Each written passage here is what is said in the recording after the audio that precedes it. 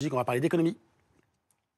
Devenir propriétaire au Maroc. Votre rendez-vous avec Smapimo, le grand salon de l'immobilier marocain à Paris du 23 au 25 mai. Paris, porte de Versailles.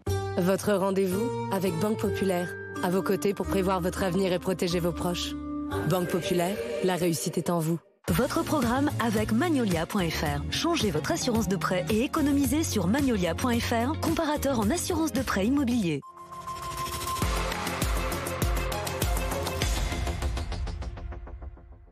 Au même titre que les banques ou les bijouteries, la crypto-monnaie devient elle aussi une cible de choix du grand banditisme. Et face à la multiplication récente d'enlèvements, de séquestrations, actes de torture dans ce milieu extrêmement lucratif, Bruno Retailleau a fait hier une série de propositions pour mieux les protéger. On en parle avec Fanny Wegscheider. Bonjour Fanny, merci d'être dans le live.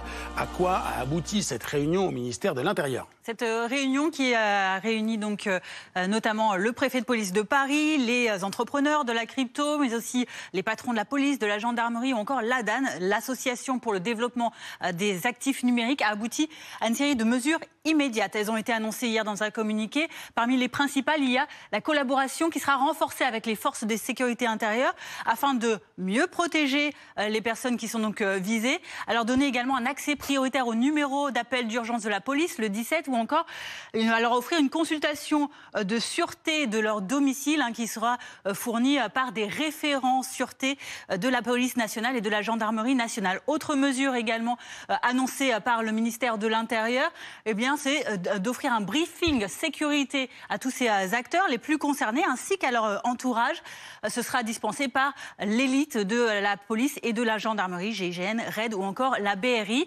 Et enfin, autre mesure également principale qui ont été annoncées hier, celle de donner un double point de contact à ces personnes concernées, le 17 pour toutes les urgences ou encore le ComCyberMI, c'est le commandement du ministère de l'Intérieur chargé du cyberespace, ou encore une formation dispensée aux policiers et aux gendarmes à la lutte contre le blanchiment et les crypto-monnaies. Fanny, ce sont des premières mesures. Est-ce qu'il y en aura d'autres en complément ? Oui, en effet, puisque le ministre de l'Intérieur a annoncé que dès lundi, eh bien, il définirait notamment des procédés pour sécuriser les actifs et les passifs de ces acteurs des cryptos.